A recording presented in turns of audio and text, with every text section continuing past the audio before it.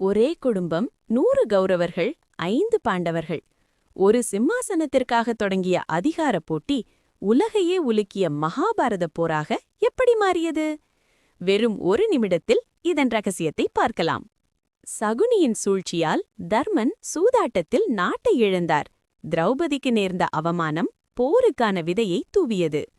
13 ஆண்டுகள் வனவாசம் முடித்து திரும்பிய பாண்டவர்களுக்கு ஊசி முனை நிலம் கூட தரமாட்டேன் என துரியோதனன் மறுக்க குருக்ஷேத்திர போர் வெடித்தது.